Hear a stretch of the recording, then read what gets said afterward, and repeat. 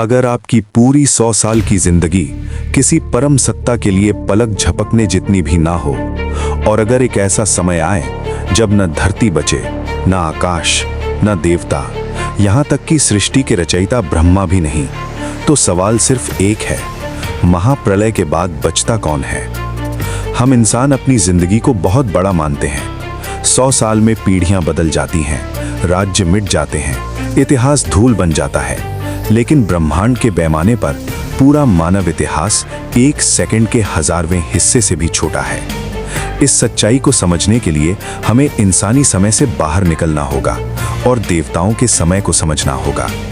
हिंदू ग्रंथ कहते हैं, समय सीधी रेखा नहीं है, वो एक चक्र है, जैसे दिन के बाद रात और फिर से दिन। इस सबसे बड़े चक्र को कहते हैं चतुर्युग। 4 युग।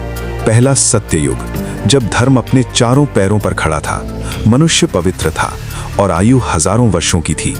दूसरा त्रेता युग, जहां धर्म का एक पैर गिर जाता है और नैतिक पतन शुरू होता है। तीसरा द्वापर युग, जहां धर्म आधा रह जाता है और अच्छाई बुराई बराबर हो जाती है। और अंत में कलयुग, जिसमें हम आज जी रहे हैं, सबसे छोटा युग, जहां धर्म सिर्फ एक पैर पर खड़ा है। इन चारों युगों को मिलाकर बनता है एक महायुग, 43,20,000 मानव वर्ष। अब जरा ध्यान दीजिए, ये महायुग एक बार नहीं, 2 बार नहीं, पूरे 1000 बार घूमता है और तब जाकर सिर्फ एक दिन पूरा होता है भगवान ब्रह्मा का। इस एक दिन को कहते हैं कल्प, मतलब ब्रह्मा का एक दिन 4 अरब 32 करोड़ मानव वर्षों के बराबर है। और हैरानी की बात यह है कि आज का विज्ञान भी धरती की उम्र लगभग इतनी ही बताता है। लेकिन असली सवाल यहां से शुरू होता है, जब ब्रह्मा का ये दिन समाप्त होता है तो क्या होता है? तब आती है ब्रह्मा की रात, और ब्रह्मा की रात भी उतनी ही लंबी होती है जितना उनका दिन। इस समय आता है नैमित्तिक प्रलय, आंशिक विनाश। तीनों लोक भस्म हो जाते हैं, वर्षों तक वर्षा नहीं होती, सूर्य का ताप इतना बढ़ जाता है कि समुद्र भाप बन जाते हैं और धरती जलकर राख बन जाती है।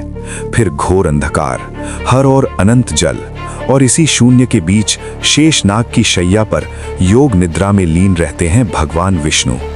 उनकी नाभि से निकले कमल पर सूक्ष्म रूप में ब्रह्मा अगली सृष्टि की प्रतीक्षा करते हैं। लेकिन ये भी अंत नहीं है।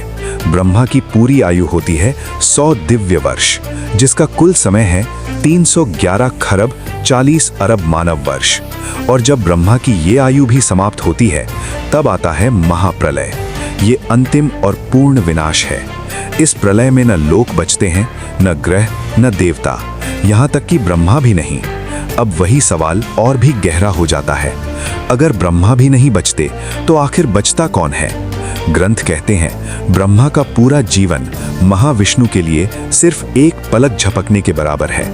महाप्रलय के बाद उस कारण सागर में केवल एक ही सत्ता शेष रहती है, न समय, न रूप, न आरंभ, न अंत।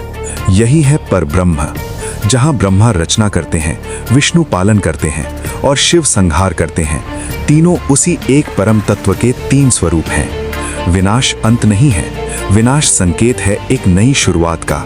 हर महाप्रलय के बाद एक नया ब्रह्मांड जन्म लेता है, और शायद यही संदेश है कि हमारा अस्तित्व इस अनंत समय के सामने बहुत छोटा है, लेकिन फिर भी बहुत कीमती है।